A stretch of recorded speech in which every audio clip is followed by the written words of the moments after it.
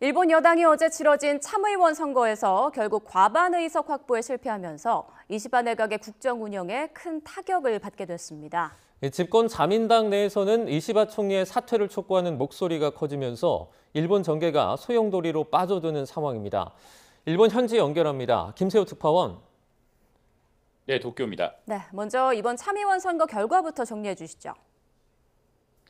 네, 일본 여당은 일본 참의원 선거에서 참의원 과반 유지를 위한 50석 이상 의석 확보에 실패했습니다. 최종 집계 결과 자민당은 39석, 열림여당인 공명당이 8석, 합쳐서 47석에 그쳤습니다. 자민공명 연립정권이 1999년 출범한 이후 역대 최소인 46석과 불과 한 석 차입니다. 선거 대상이 아닌 참여연 의석수까지 합치면 자민공명의 의석수는 122석으로 과반인 125석에 못 미칩니다. 특히 집권자민당은 승부처로 평가받은 1인 지역구 32곳에서 14승 18패를 기록했는데 직전 선거인 2022년 28승을 거뒀던 것과 확연한 차이를 보였습니다. 고물가와 미일 관세 협상, 외국인 정책 등에 대한 불만이 주요 패배 원인으로 꼽힙니다.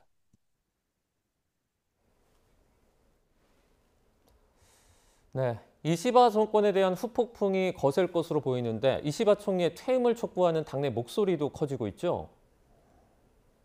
네, 이시바 정권 출범 후 일본 여당은 지난해 10월 중의원 선거와 올해 도쿄 도의원 선거 그리고 이번 참의원 선거까지 3연패를 했습니다.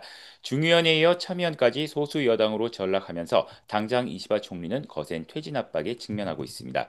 하지만 이시바 총리는 조금 전인 오후 2시에 열렸던 이번 참의원 선거 결과와 관련한 기자회견에서 언제까지 총리직을 할 것인가를 묻자 언제까지라는 기간을 생각하진 않는다고 말했습니다. 그러면서 미일 관세 협상, 자연재해, 안보 등 긴급한 현안 해결에 전력을 다해 대응하겠다면서 사실상 총리직에서 물러날 뜻이 없음을 거듭 밝혔습니다.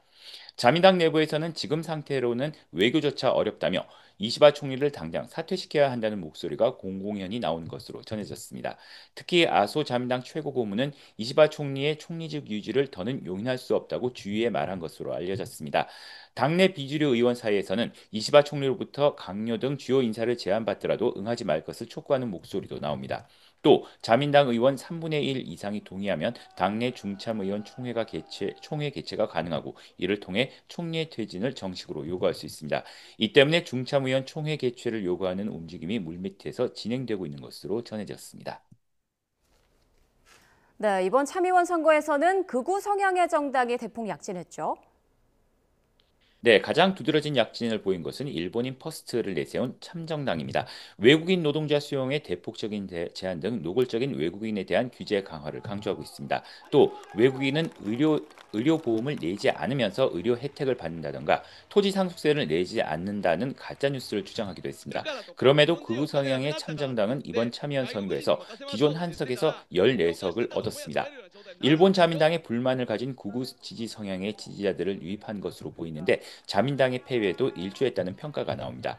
이번 참정당의 약진은 그만큼 일본 내 반외국인 정서가 확산하고 있다는 방증인데 이러한 분위기가 정치권 전체로 확산하면서 일본 정부의 관련 정책도 구체화할 수 있다는 우려가 나옵니다. 지금까지 도쿄에서 전해드렸습니다.